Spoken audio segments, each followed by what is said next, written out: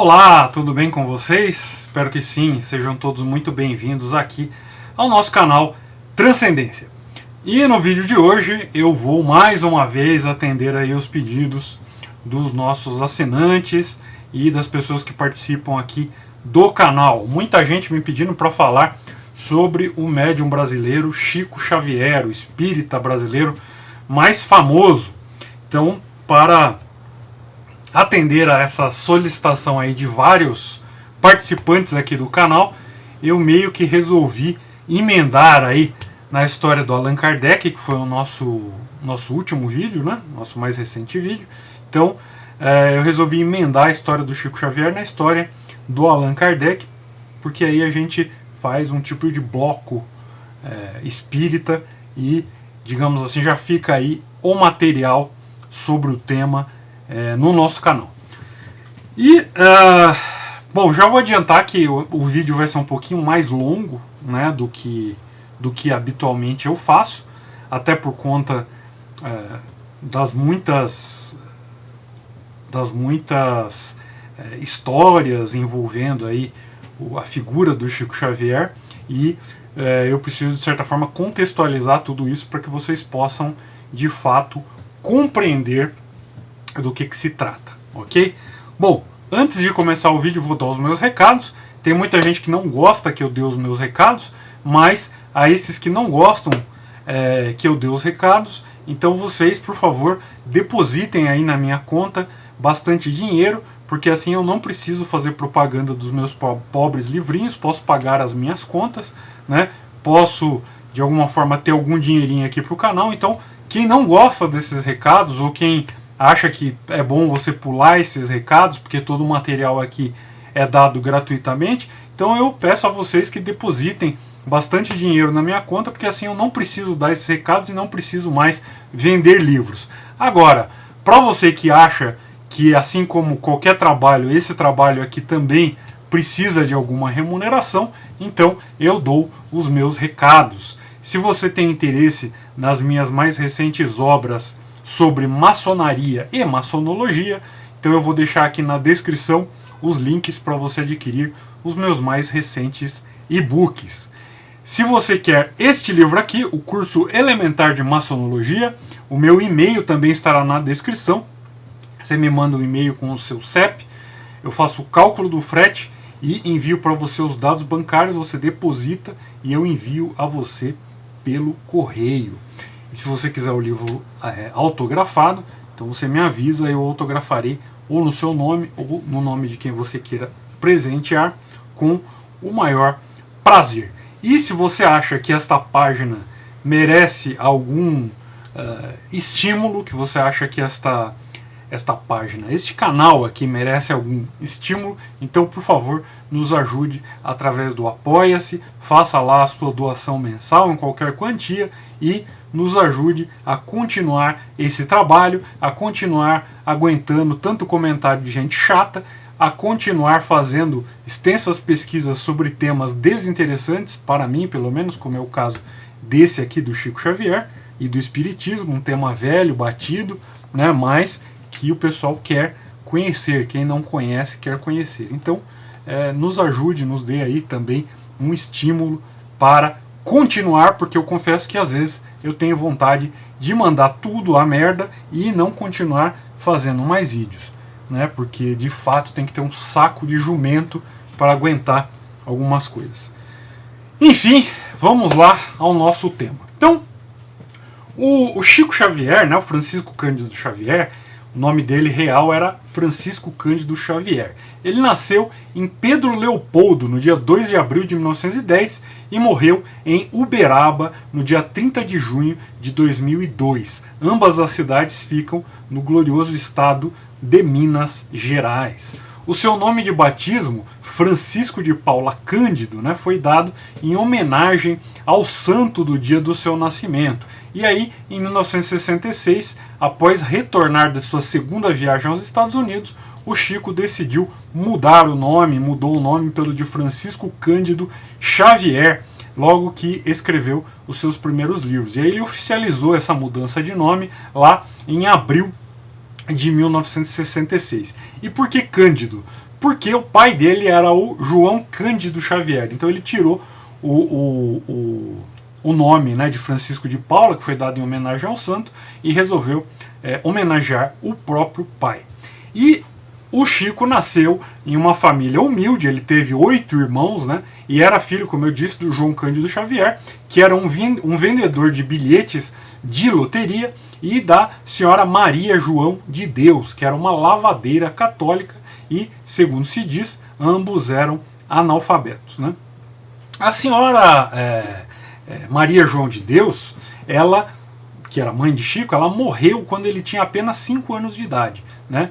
E o pai, como eu disse, era um humilde vendedor aí de bilhetes de loteria, ele não tinha, naquele momento, condições para criar os filhos sozinhos. Então ele pegou lá os seus 9 filhos e distribuiu entre a parentela, as pessoas que podiam pegar um filho ou outro para criar. E nos 2 anos seguintes, o Chico ele foi criado pela madrinha, e que era também antiga amiga da sua mãe, a dona Rita de Cássia, que, segundo Chico, era uma pessoa cruel, que o vestia de menina e que batia nele diariamente. Inicialmente por qualquer motivo, né, e mais tarde sob a alegação de que o menino tinha o diabo no corpo.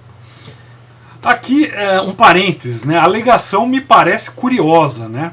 Porque como que uma fanática religiosa que açoitava uma criança com varas de marmelo, que até cravava garfos de cozinha em seu ventre, não permitindo que o Chico os retirasse, né, dava a ele a liberdade de ir para o quintal todas as tardes e ficar lá rezando e conversando com os espíritos, né? É bastante interessante essa alegação. O Chico alegava que os únicos momentos de paz que ele tinha era quando ele dialogava com a sua mãe morta, e era justamente nas tardes que ele passava lá no quintal, né?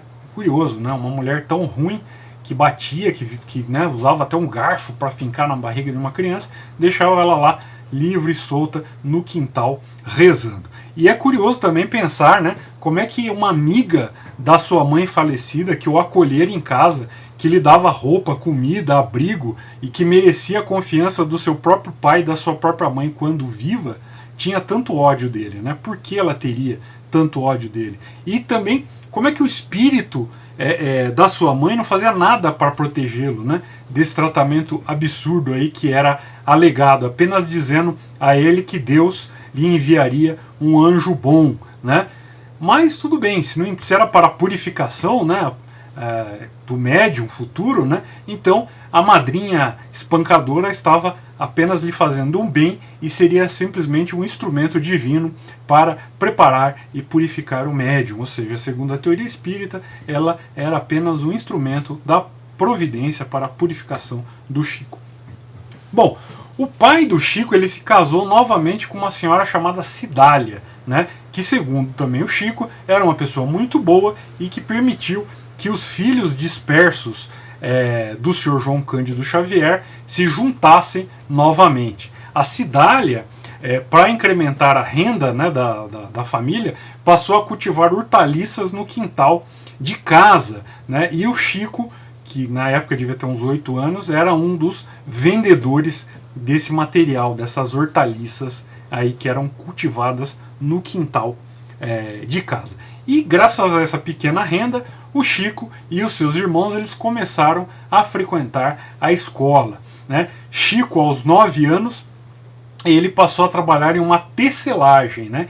E pela manhã ele ia à escola e à tarde ele trabalhava lá como jovem aprendiz nesta tecelagem, né? E obviamente que vários relatos mediúnicos aparecem aí nos relatos da infância de Chico. Um dos relatos que chama bastante atenção, né, e que talvez seja um pouco sintomático, é a de que ele sonhava com pessoas mortas, né, e até falava com elas. E aí alguns amigos mais próximos do Chico começaram a desconfiar, com razão obviamente, de que ele sofreria de algum tipo de transtorno mental de tipo alucinatório, né?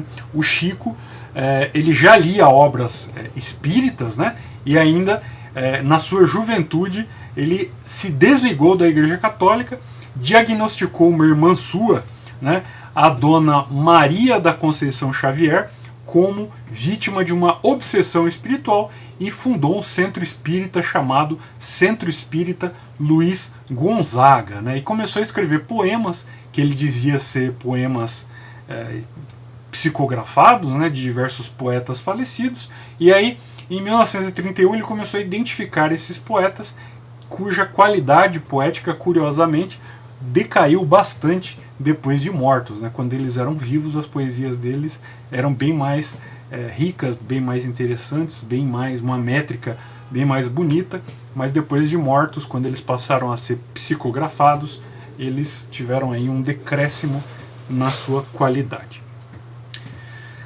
Que mais? Bom, em 1928, o Chico Xavier ele tinha 18 anos, né, e ele começou, com essa idade, a publicar ali as suas primeiras mensagens psicografadas nos periódicos O Jornal, né, que era um periódico do Rio de Janeiro, e o Almanaque de Notícias, que era um periódico português. Ou seja, se aos 18 anos ele já estava publicando esse tipo de mensagem, né, espírita, então já se sabe aí que bem antes disso ele estava bastante envolvido com a leitura de livros espíritas e outras coisas do tipo.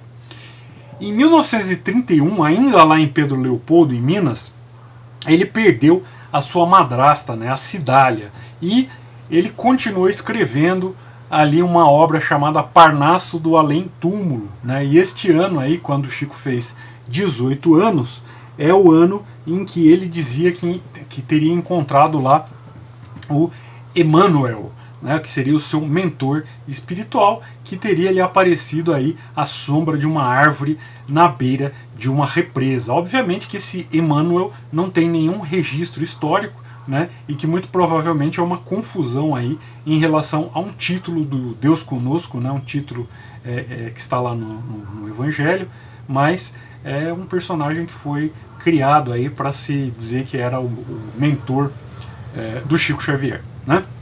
E o mentor ele teria então informado ao Chico que a sua missão seria de psicografar uma série de 30 livros, né, e que esses livros eles teriam como condição, para que ele fizesse esse trabalho, ele teria como condição ter muita disciplina, né? Então é dito lá na biografia ou agiografia, a vida de santo, né, que é cheia de coisas assim fantásticas, né? Então teria dito para o Chico Xavier que lhe seriam exigidas 3 condições, né? Então disciplina, disciplina e disciplina. Em 1932, ou seja, quando o Chico ele contava com apenas 22 anos, né, foi publicado o livro O Parnaso de Além Túmulo, né, Parnaso de Além Túmulo, que foi publicado pela Federação Espírita Brasileira, a FEB, né? E a obra, que seria ali uma coletânea de poesias ditadas por espíritos de poetas brasileiros e portugueses, ela obteve uma grande repercussão junto à imprensa e à opinião pública brasileira. Nessa época começou-se a espalhar ali a farsa, né, de que o Chico Xavier seria um semi-analfabeto, um quase analfabeto, né? Obviamente que isso não é verdade, né? Se desprezava ali o fato de que o Chico era escrevente, datilógrafo, era empregado por um engenheiro agrônomo que também era espírita, chamado Rômulo Joviano, e esse Rômulo Joviano o auxiliava ali no Centro Espírita Luiz Gonzaga, que eu já citei, falei que o Chico tinha fundado. Então, Rômulo Joviano era um engenheiro agrônomo, então foi na casa desse Rômulo Joviano que o Chico escreveu, por exemplo, uma de suas maiores obras, o livro chamado Paulo e Estevão. Ou seja, não era semi-analfabeto coisíssima nenhuma, né? Aliás, trabalhava com a escrita, né? Era datilógrafo e escrevente, né? Bom, com a notoriedade que o Chico Xavier passou a ter aí depois da repercussão lá do Parnaso Além Túmulo, né? Várias pessoas começaram a investigar as alegações de Chico e foram descobertas de fato fraudes assustadoras, né, como as que foram noticiadas ali pelo periódico O Cruzeiro, onde o Chico Xavier e o Valdo Vieira eram fotografados preparando cenários para supostas materializações, e participantes das fraudes também foram fotografados, se fantasiando de espíritos para os momentos das aparições. Eu deixei algumas dessas fotos aqui na comunidade do canal, dá uma olhada lá que tem umas fotos dessa publicação aí, O Cruzeiro, né? Só que contando com forte apoio aí da imprensa espírita, né, do qual hoje faz parte, por exemplo, a poderosa Rede Globo, os casos eles acabaram abafados, e o Chico Xavier ainda dizia que inimigos espirituais buscavam atingi-lo com fluidos negativos e tentações. E aí há, nessa história desses fluidos negativos e tentações, um relato particularmente esdrúxulo, né, que seria de uma tentativa de linchamento pelos espíritos, né? E também tem um episódio em que ele diz que jovens nuas teriam aparecido para ele em sua banheira, né? E ambos os episódios aí obviamente contêm esses elementos comuns às provas, né, que são relatadas nas vidas de santos, ou seja, uma história claramente construída, né? Fora que linchamento pelos espíritos realmente é de lascar. Bom, em 1958, um sobrinho do Chico, chamado Amaury Pena, denunciou o Chico como fraudador e charlatão, né? O Amaury ele também se dizia médium, mas ele resolveu abrir o jogo. E o Chico defendeu-se, disse que não tinha relações com o sobrinho, que não, enfim, que não sabia do que o sobrinho estava falando, mas o fato de não ter relações com o sobrinho não alivia em nada a acusação de fraude. E a imprensa espírita, obviamente, caiu matando em cima do Amaury Pena. Espíritas do Brasil inteiro fizeram todo tipo possível de pressão e deixaram o Amaury Pena realmente apavorado, né? E aí ele acabou com medo, né, da repercussão de que isso poderia ter, ele acabou retirando as acusações e caiu em profunda depressão. Isso levou a uma internação psiquiátrica no hospital aqui do estado de São Paulo, onde ele acabou morrendo, né? Ou seja, toda a caridade aí espírita e, né, toda a bondade em relação à pressão e as ameaças que fizeram aí ao Amaury Pena. Bom, o Chico foi e ainda é extensamente propagandeado pela Rede Globo e por outros grupos de tendências espíritas, né? O seu livro, por exemplo, Nosso Lar, que foi escrito em 1943, tornou-se um filme em 2010. E depois a própria hagiografia do Chico se transformou em um filme, bem como outras hagiografias espíritas, né? Então a Globo sempre tenta trazer referências espíritas em suas produções e até dedicou uma novela inteira, né? Não sei se é do tempo de vocês, mas é do meu tempo, chamada A Viagem, né? Que era uma novela inteira dedicada à temática espírita. O Chico Xavier ele se tornou uma marca importante e famosa, né? Então, apesar das pessoas dizerem que ele era um homem pobre, né, e de que, enfim, que ele não tinha nada, que ele vivia num estado ali de muita humildade, muita pobreza, né, os direitos autorais dos seus livros renderam e rendem milhões de dólares todos os anos, né? E aí se fala, não, mas ele doou tudo, né? Só que a doação dos direitos autorais, pela lei, ela estende-se apenas à exploração comercial desses direitos autorais. Ou seja, os direitos autorais morais, eles são irrenunciáveis, né? E o Chico, ele poderia, de acordo com o que ele combinou ali com as suas editoras, ele poderia retirar a doação dos direitos à exploração comercial quando ele bem entendesse, né? Isso significaria ali um prejuízo de milhões para as suas editoras, fora o prejuízo da repercussão da notícia. Imagine uma editora como a editora da Federação Espírita Brasileira brigando com o super médium aclamado Chico Xavier. Isso traria um prejuízo para a imagem gigantesco, além do prejuízo financeiro que seria na base aí de milhões, talvez milhões de dólares para essas editoras, né? Então, em outras palavras, tudo que o Chico necessitasse era fornecido gratuitamente, né, e sem delongas pelas editoras e associações espíritas que exploravam comercialmente os seus direitos autorais. O Chico ele viajou muitas vezes ao exterior ao longo da sua vida, né? Ele tinha assistência médica de alto padrão, ele recebia generosas doações de víveres, de remédios e de tudo mais o que ele necessitasse. Né? E aí, recentemente, se você procurar na internet, você verá aí a notícia, né, que recentemente, já depois da morte do Chico, a sua casa ela foi assaltada, né, e roubaram lá uma série de coisas, e dentre essa série de coisas roubaram nada menos que 60 mil reais em espécie, além de outros bens. Aí a pergunta, você tem 60 mil reais em dinheiro na sua casa? Né? Quantas viagens você faz para o exterior em um ano?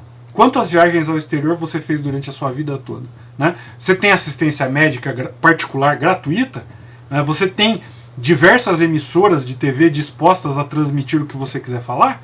Então, pobre é você e sou eu, e não o Chico Xavier. Não é mesmo?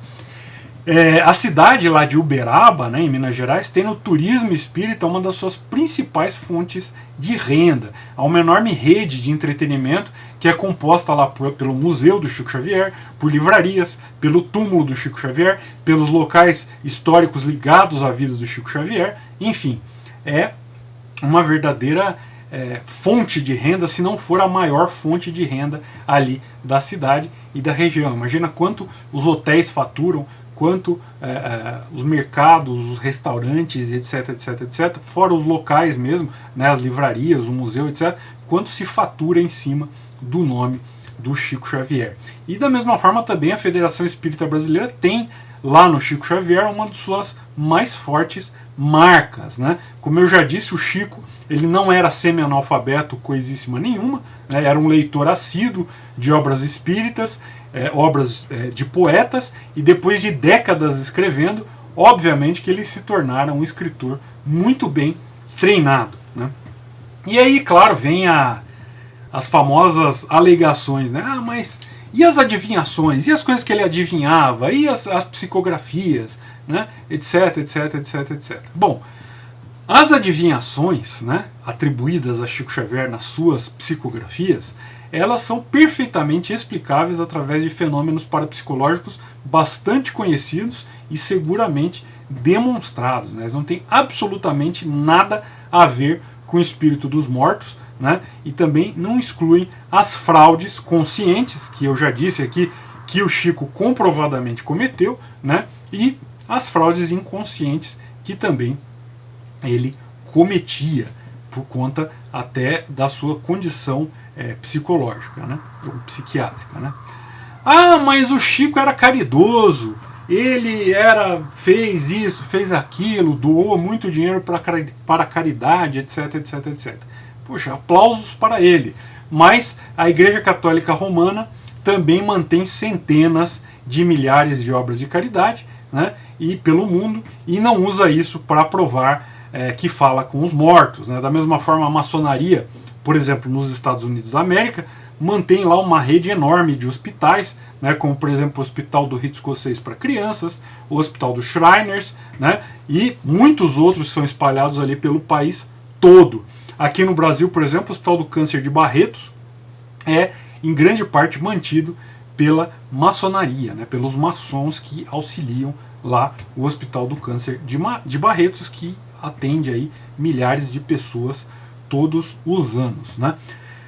Aí você pega, por exemplo, no mundo islâmico, né, as associações de caridade e de apoio, né, elas abundam. Então são milhares e milhares de centros, né, para refugiados, para pessoas em situação de pobreza extrema, para deficientes, hospitais, escolas, etc. E nenhuma dessas associações usa isso como uma prova de que o Islã, por exemplo, é o correto. Né? Porque no Islã o zakat é uma obrigação do muçulmano. Né?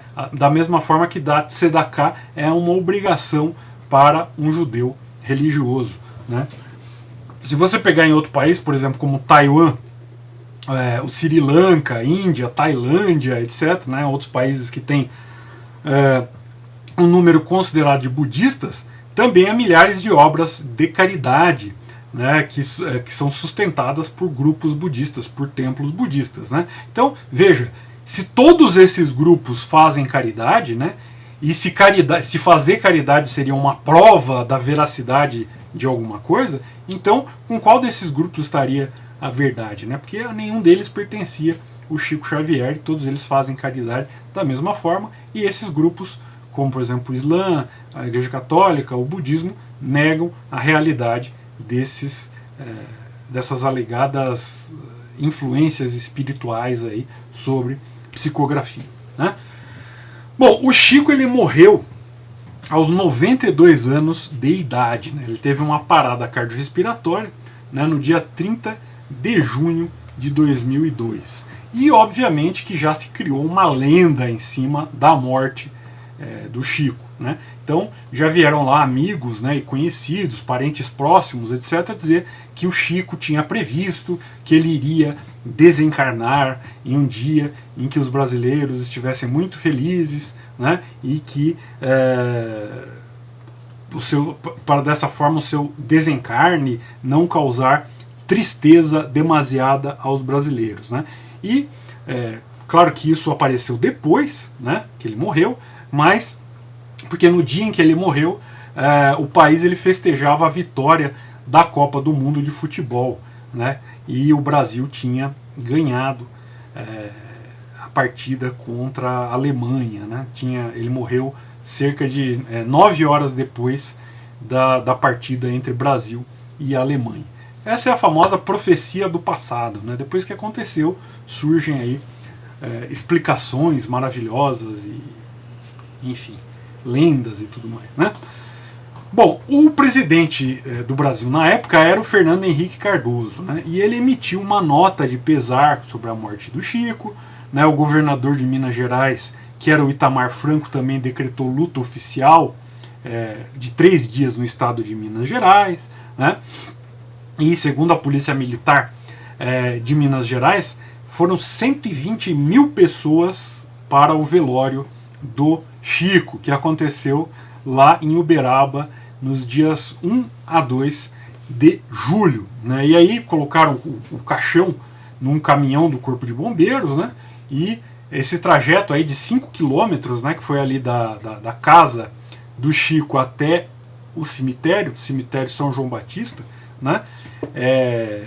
Demorou ali uma cacetada de tempo, porque foram 30 mil pessoas acompanhando o cortejo a pé, né? E aí quando o caixão chegou ao cemitério, foi recebido com uma chuva de pétalas, né? 3 mil rosas eles desfolharam para lançar por um helicóptero ali da Polícia Rodoviária Federal. E em 2014 o Ministério Público Federal de Uberaba, em Minas Gerais, firmou um acordo lá com o filho adotivo do Chico Xavier, o Eurípides, né, Eurípides Higino, que prevê a proteção e a catalogação do acervo do médium, né, do Chico Xavier.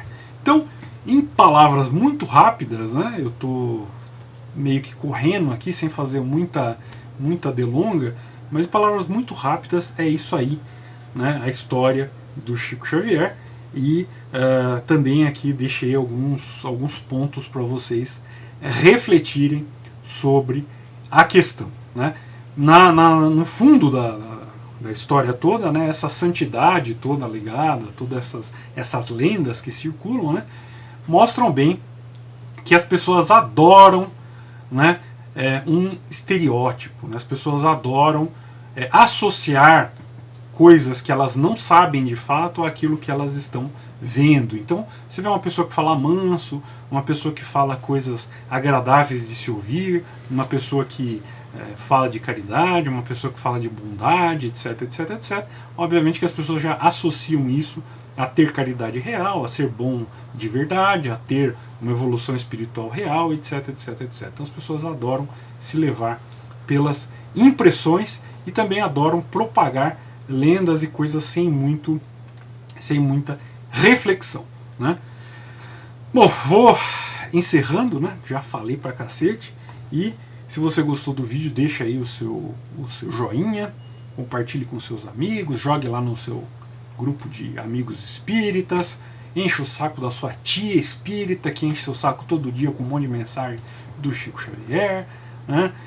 Joga aí para todo mundo, joga aí no seu grupo espírita, no seu grupo do centro espírita, enfim, Me xinguem à vontade também, porque eu sei que já vão xingar mesmo, né? As pessoas odeiam a verdade. E, enfim, nos ajude aí, me dê dinheirinho lá no Apoia-se, porque eu preciso de dinheirinho. Eu não sou Chico Xavier, eu não tenho museu, eu não tenho um monte de obras, ninguém me dá plano de saúde de graça, ninguém me dá livro de graça, né? Eu não tenho uma editora gigantesca para publicar meus livros, eu não tenho a Rede Globo aberta para eu poder falar.